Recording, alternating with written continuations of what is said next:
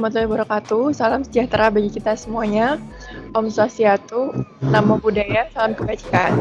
Selamat malam semuanya. Kali ini kita akan memaparkan materi mengenai transport sedimen dan struktur sedimen. Nah, materi kali ini itu sebagai output terakhir dari praktikum mata kuliah sedimentologi. Nah, materi kali ini itu kita ambil dari paper yang sebelumnya sudah kami buat yang berjudul Transport dan Struktur Sedimen di Sungai Tuntang Morodemak. Nah, kami semua yang memaparkan materi pada malam ini merupakan anggota dari kelompok 3C yang beranggotakan mungkin slide-nya bisa digeser, Uza.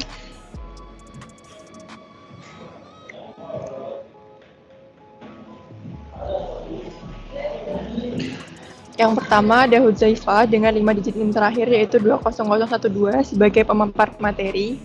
Yang kedua ada Listia Nugroho dengan 5 digit NIM terakhir 40078 sebagai pemapar materi. Selanjutnya ada Nakia Mafia Wimba dengan 5 digit NIM terakhir yaitu 20002 sebagai pemapar materi. Ada Puspo Anggreni Putri Sofurtan dengan 5 digit NIM terakhir yaitu 40087 sebagai pemapar materi. Lalu Rika Perawati dengan 5 digit NIM terakhir yaitu 30067 sebagai pemapar materi. Selanjutnya ada Talita Rasni Syada Nabila atau saya sendiri dengan 5 digit NIM terakhir 20015 sebagai moderator. Dan yang terakhir ada dari Wahyudini Anggreni dengan 5 digit NIM terakhir yaitu 20023 sebagai pemapar materi. Slide selanjutnya. Nah, untuk outputnya yang pertama ada pendahuluan, lalu ada tinjauan pustaka, lalu ada geologi regional dan metode, yang keempat ada hasil dan pembahasan, dan yang terakhir ada kesimpulan. Nah, untuk output yang pertama, outline yang pertama maksud saya, ada dari pendahuluan, ada dari saya akan memaparkan materi dari pendahuluan. Nah, pengertian dari sedimen sendiri adalah partikel hasil dari pelapukan batuan, material biologi, endapan kimia, debu, material sisa tumbuhan, dan daun. Nah, pengertian ini sendiri itu dari Ben et al. Pada tahun 2001. Lalu untuk pengertian endapan sedimen sendiri merupakan material padat yang terakumulasi di permukaan bumi atau dekat dengan permukaan bumi. Nah, kondisinya itu pada tekanan dan temperatur yang rendah. Lalu untuk tipe struktur tersebut tergantung pada pergerakan massa air. Nah, butiran halus mengendap di energi massa air rendah dan butiran kasar pada aliran massa yang berenergi tinggi. Nah, untuk bentuk-bentuk struktur sedimen sendiri itu antara lain ada placer bedding, wavy laminasi, dan lenticular laminasi. Nah, untuk partikel sedimennya sendiri ini mempunyai ukuran yang beraneka ragam dari yang besar atau boulder dan sangat halus atau koloid. Partikel sedimen sendiri ini juga memiliki beragam bentuk dari yang bulat, lonjong, hingga persegi. Nah, untuk cara partikel sedimen ini bergerak antara lain ada bed load dengan cara menggelinding, meluncur, dan meloncat, ataupun dengan suspended load dengan cara melayang. Materi selanjutnya akan dipaparkan oleh teman saya.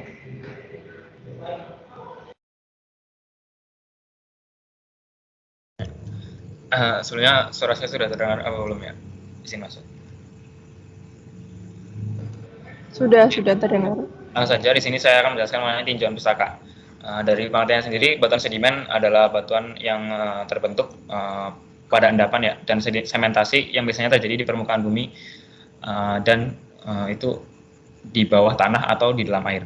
Nah, sedimentasi ini adalah proses menyebabkan partikel mineral atau organik mengendap pada tempatnya.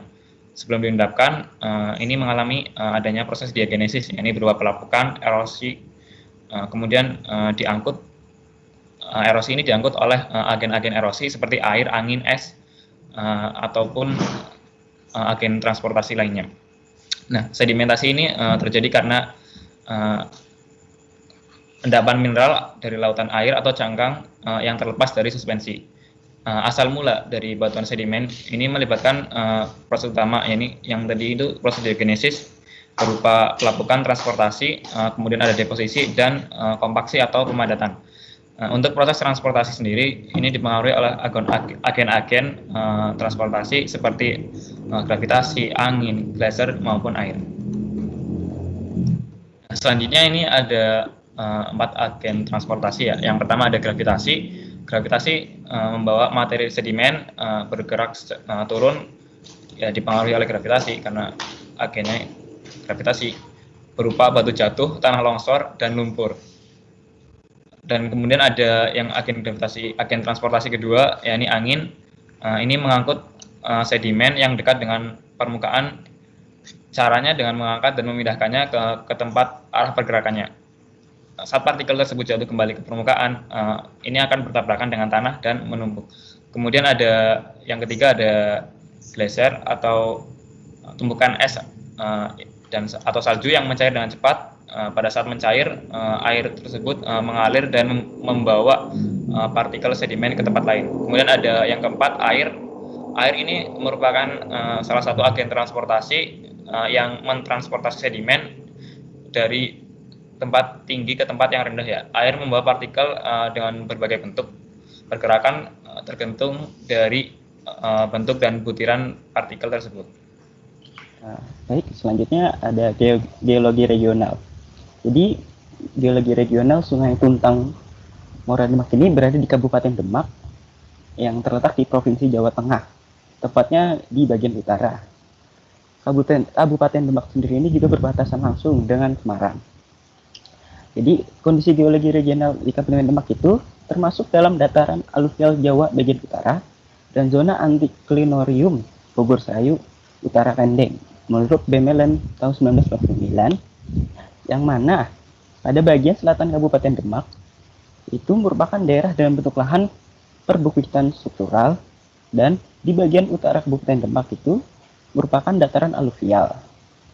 Ya, Kabupaten Demak juga ini terdiri dari dataran rendah, pantai, serta kawasan perbukitan dengan ketinggian 0-100 meter.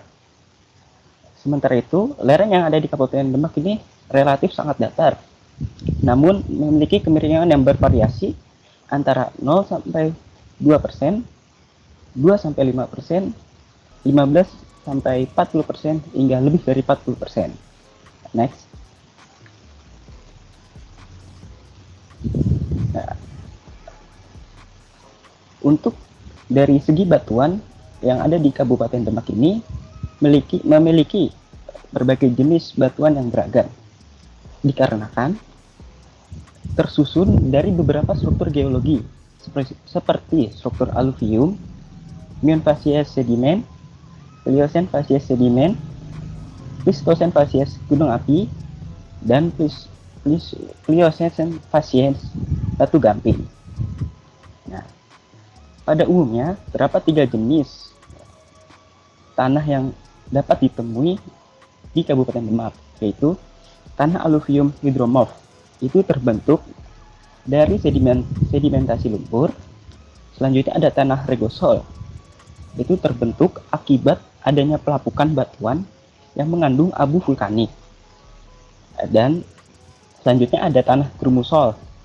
Itu berasal dari batuan induk, kapur, serta ada batuan vulkanik. Ini yang memiliki kandungan organik yang rendah.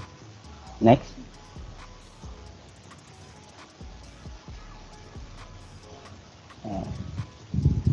Metode.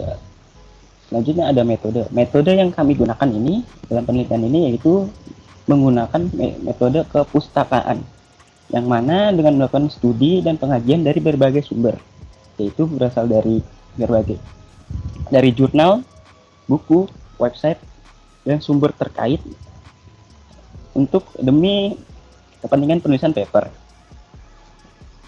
Penelitian ini juga menggunakan beberapa paper sebagai acuan dan didukung dengan berbagai sumber lain guna melengkapi informasi serta data yang dibutuhkan.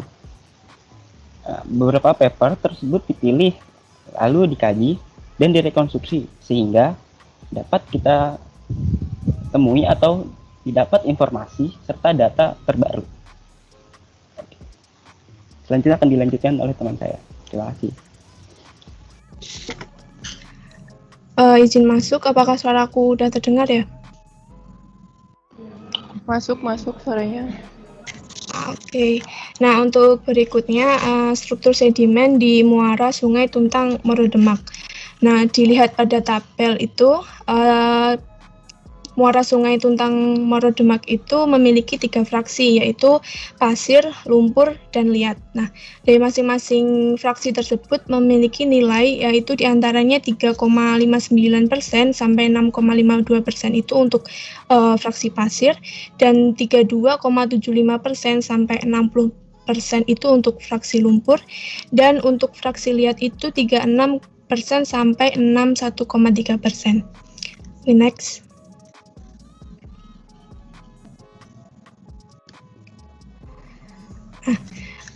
Untuk dari tabel tersebut, dari data tersebut, maka substrat yang memiliki nilai paling tinggi itu substrat lumpur dan liat. Nah, maka dari itu daerah muara Sungai Tuntang Morodemak ini itu merupakan daerah yang mengalami proses sedimentasi yang cukup tinggi. Next. Nah, untuk berikutnya yaitu fraksi-fraksi yang terdapat pada muara Sungai Tuntang Morodemak itu terbentuk karena fraksi-fraksi tersebut sebelumnya telah mendapatkan material sedimen yang berasal dari daerah hulu. Nah, kemudian terjadi abrasi yang cukup tinggi sehingga sedimen-sedimen yang terbawa ke daerah sungai itu mengendap dan daerah tersebut menjadi daerah pengendapan. Nah, pada muara Sungai Tuntang Morodemak ini terdapat fraksi pasir, di mana ini tuh disebabkan karena daerah tersebut berada di dekat daerah laut yang menyebabkan pasir dapat masuk dan tercampur dengan material sedimen yang ada. Nah, adanya variasi-variasi sebaran sedimen perairan itu disebabkan oleh adanya arus. Daerah sungai dengan arus yang cukup deras akan sulit mengendapkan materi sedimen.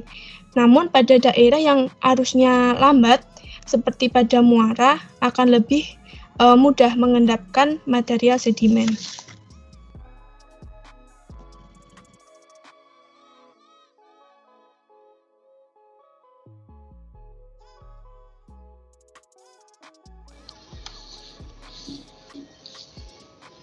Selanjutnya ada hubungan antara tekstur vertikal sedimen dengan bahan organik dan keanekaragaman makrobentos.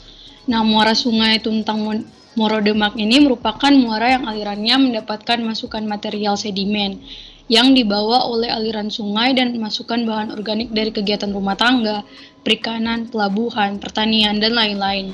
Bentos ini merupakan salah satu hewan yang dapat dijadikan indikator karena kepekaannya terhadap perubahan kualitas air tempat hidupnya, sehingga akan berpengaruh terhadap komposisi dan distribusinya. Nah, berikut ada tabel hasil analisis bahan organik pada muara Sungai Tuntang Morodemak. Bisa dilihat di slideshow.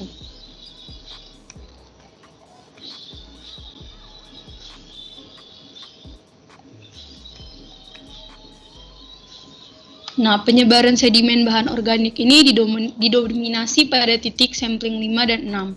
Hal ini disebabkan karena pada lokasi tersebut sedimen dasar berupa lumpur.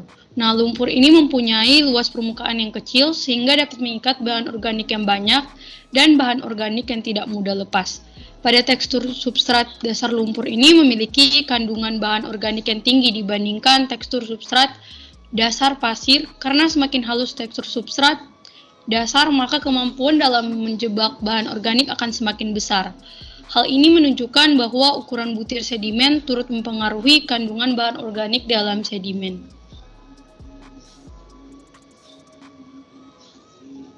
Nah, hubungan antara kelimpahan makrobentos dengan bahan organik lapisan atas ini dilakukan dengan uji regresi linier. Memiliki korelasi rendah yang menunjukkan bahwa semakin tinggi kelimpahan makrobentos, maka bahan organik cenderung naik. Hubungan antara kelimpahan makrobentos dengan bahan organik ini dilakukan dengan uji regresi linier yang memiliki korelasi yang cukup yang menunjukkan bahwa semakin tinggi kelimpahan makrobentos, maka bahan organik cenderung naik.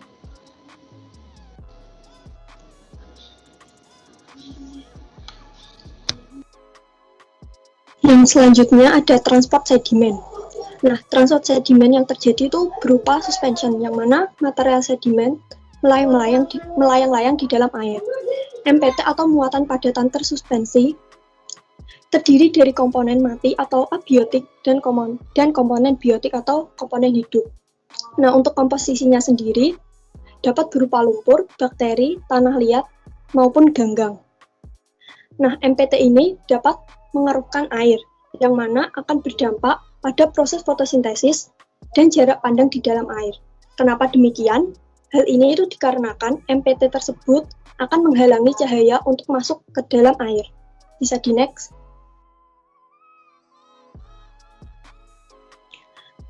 Nah, proses terjadinya MPT ini ada dua, yaitu anorganik dan organik. Untuk anorganik sendiri adalah dengan bergeraknya sedimen di dalam sungai sebagai sedimen yang tersuspensi serta menjadi muatan dasar yang bergeser sepanjang saluran. Sedangkan untuk yang organik yaitu dapat melalui sisa rangka organisme dan produksi organisme estuari yang terbawa aliran sungai. Nah, karena sirkulasi air di sebagian besar muara didominasi oleh pasang, maka peristiwa pasang surut memiliki pengaruh yang cukup besar dalam suplai air di muara sungai.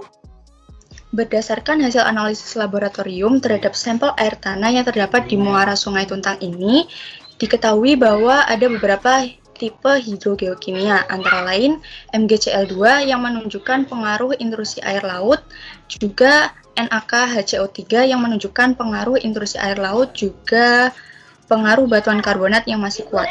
Selanjutnya ada tipe hidrogeokimia yang paling dominan menurut diagram Piper, yaitu tipe MgCaClSO4 sebanyak 4 sampel. Selain itu, juga terdapat satu sampel tipe CaMgHCO3, juga satu sampel NaKClSO4. Berdasarkan dari analisis-analisis yang sudah dilakukan, diketahui bahwa tipe hidrogeokimia dari air tanah di muara Sungai Tuntang ini telah mengalami evolusi dari tipe CaHCO3 menjadi MgCl2 atau air payau dan juga menjadi NaKCl sebagai air asin. Bisa di next. Nah, selanjutnya kesimpulan, berdasarkan dari beberapa pemaparan yang sudah disampaikan sebelumnya, didapatkan kesimpulan bahwa muara Sungai Tuntang Morodema ini memiliki fraksi pasir antara 3,59% hingga 6,52%, fraksi lumpur antara 32,75% hingga 60%, dan juga fraksi liat sebanyak 36% hingga 61,3%. Nah, pada muara Sungai Tuntang ini juga dilakukan uji regresi linier untuk mengetahui hubungan antara fraksi pasir, fraksi lumpur, dan fraksi liat dengan kandungan bahan organik yang ada. Hasilnya sendiri, untuk hubungan antara fraksi pasir dan fraksi lumpur dengan kandungan bahan organik didapatkan korelasi yang cukup, sedangkan untuk hubungan antara fraksi liat dengan kandungan bahan organik didapatkan hasil korelasi yang rendah. Nah, pada muara Sungai Tuntang ini juga terdapat transfer sedimen yang mempengaruhi kualitas air di muara sungai ini, di mana terdapat adanya MPT atau muatan padat tersuspensi yang berupa material sedimen ataupun sisa rangka organisme. Nah, dari hal tersebut dilakukan juga uji kelimpahan makrobentos dan uji laboratorium terhadap kualitas air tanah. Untuk hasilnya sendiri diketahui bahwa untuk air tanah pada muara sungai ini sudah mengalami perubahan atau evolusi dari CaHCO3 menjadi air payau dan juga air asin. Sekian, saya kembalikan kepada moderator.